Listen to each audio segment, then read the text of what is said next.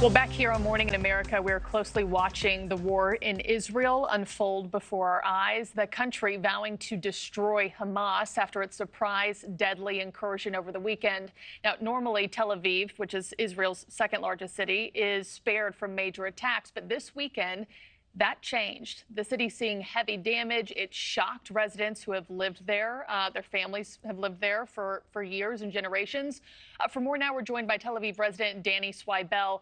Danny, it's good to have you. My deepest condolences for everything your country, your people are going through right now. I understand it's just about 2:30 there in the afternoon. What are you seeing and hearing on the ground now that it's day 3? Well, Tel Aviv is an absolute ghost town, which is a bit crazy to see because it's usually a vibrant city. People are definitely hunkering down. Nobody's going to restaurants. Nobody's really even driving down the streets because we are waiting for answers of what's next. All the schools are shut down, so our kids are home with us. Some of us are still trying to get our work done. My wife actually works for one of the local municipalities working with children. So she's having to be on call for children who might be now missing their brothers or sisters who were present at the rape party that was attacked a couple days ago. So as of now, we're home, we're hunkering down, and we're waiting.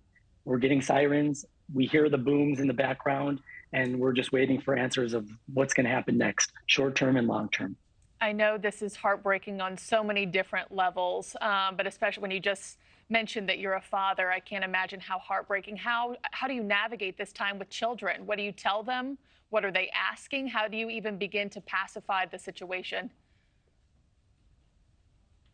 Well, to be quite honest, I would say I'm one of the lucky ones that I have younger children, 5 and 2. So they're a bit unaware of kind of what's going on. And of course, we're trying to shield them from this.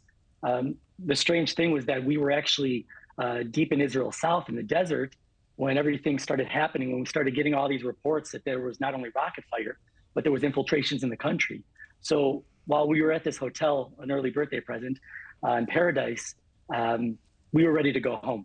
Paradise's luster was really lost at that moment, but we were blocked from going home. So, I had previously been a reporter covering some of the carnage, some of the horror here.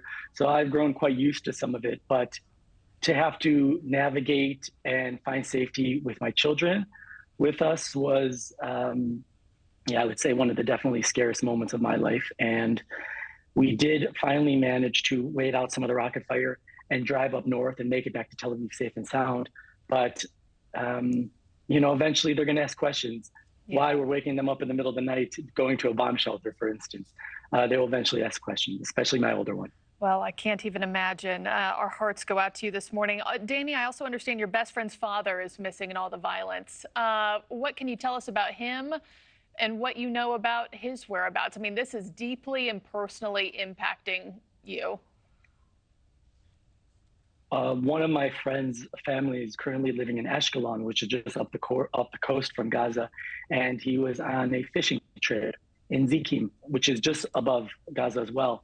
And the last he was heard, he was going into a shelter because there was rockets and perhaps he had heard of the infiltration. And now 2 days later, he hasn't been heard from since. So we're all sickened by the news. We're waiting to hear answers. And we're just hoping that some way, somehow, just like some people, friends of friends who we know who were at that rave, that we're hoping some way, somehow they will show up, that they've been hunkered down, waiting for a moment to pop out. And that's all we could hope for at this moment. Yeah. We just wait. Danny, my last question to you, there's not an Israeli who isn't impacted by this, who doesn't know somebody who has been killed, who has been kidnapped, who has been called up from the reserves. What would you like people to know, Americans, here in the States, to know about what's going on, what it's like to live in wartime right now in Israel? A lot of people, when they think of the Middle East, they think of that it's always this war zone. No, we actually live our lives like everybody else. And, I'm sure people in the West Bank and Gaza also are living day to day. Obviously, we all have different levels of comfort and safety, sure. But this region is just filled with people. And, whatever you think of the overarching conflict, whatever side you're on, in this region are just people, grandparents, grandchildren, people who just want to go to school, people want to just be cool in the summer, warm in the winter. And we deserve our dignity and we deserve our safety, despite what the politics surrounding this situation may be. Yeah, a beautiful people, beautiful country, beautiful culture, and you deserve peace. Absolutely. Danny Swibel, thank you so much for your time this morning amidst such tragedy. Please stay safe. Thank you for watching. Go to newsnationnow.com to find News Nation on your television provider. And don't forget to click the red subscribe button below to get more of News Nation's fact-driven, unbiased coverage.